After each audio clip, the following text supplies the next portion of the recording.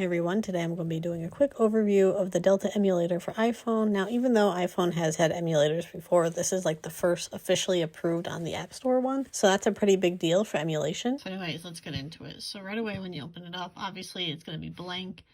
These are all the systems that it can play by. All these are pretty much set up and ready to go except for DS. For the DS, you are going to have to find some of the BIOS files and put them on here yourself. And so let's start with that. So first thing we want to do is actually import all of our games. I already set up a folder on my own phone and I literally just named it games, and I'm just going to import them all quickly. Push the open button and that should put them all on the app for you. Now if you're really into organizing, you can put these all into separate game folders, but I just have one big folder with everything. And there we go, it'll import my games for me. And again, like I said, specifically for DS only, it's going to say you're missing required DS files, and you just push import. And then you have to load up these 3 files. Once again, I already put these on here ahead of time, so I could just put them in there myself. And then from there, I should be all set to play my DS games. So like if I want to load up Animal Crossing, there we go, it loads up right away. The performance on these are pretty much going to be flawless. And then to save your games, you can just push save and load for each of them. So if I save multiple times, so I just push save, and then you can make multiple saves of the same one, or you can make different ones. I'm not sure what the limit is, but I assume it has to do with the actual storage on your phone rather than the app itself.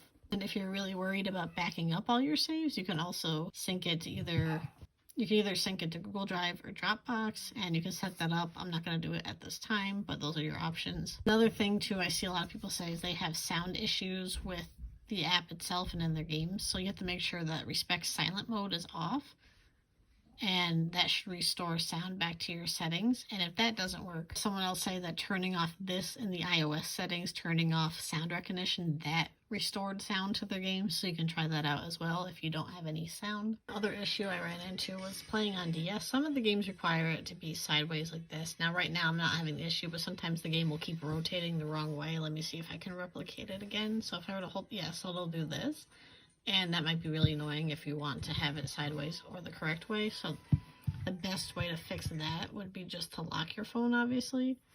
And then if I do this, then the game should stick together. And if I shake it around just to make sure, it'll stay in place. I think another game that uses the sideways mode is Brain Age. So that's a way you can prevent it from rotating it the wrong way. I made a quick tips and tricks video already on my TikTok, so I'm just going to insert it here. So let me show you a bunch of tips and tricks about Delta Game Emulator besides just playing games. So to answer this person's question, you absolutely can play on an iPad. You can also connect any sort of Bluetooth controller, whether it be Joy-Con, Xbox, or any third-party controllers.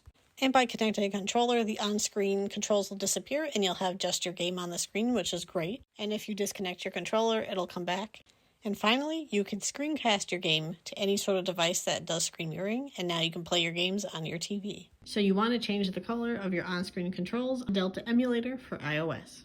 Thing you want to do is go find an actual skin that you like and download it onto your phone and put it in a folder that's easy to access. And from there, you want to go to settings and then under controller skins and then click on the system. Then you want to click on controller skins, add, and then you want to go find the skin you just downloaded. Mine should be in my downloads folder. Push open. Now you're gonna have to scroll down and find the one that you selected and then click on that, and it should be ready to go. Let me just load up the actual app itself, and there you go. And now you can do that for every system. You do have to find a different skin per system, but it's really easy to do and it shouldn't take that long at all. Another website I really like to use is skinsfordelta.com, and they have these really cool Game Boy Advance looking skins, so I definitely recommend these as well. Here's how it looks once you have it all loaded up and ready to go. But that's pretty much it for today. I'm not going to test any games. I would say most of them will run, but of course some will have issues depending on just how they were built. And unfortunately, I'm not going to say that every single game will work, but most of the time they will. I love the UI overall on Delta. It's just so clean and easy to navigate, even for people who've never used this before, at least in my opinion. I just think it's a step in the right direction for Apple to finally allow an emulator on the App Store.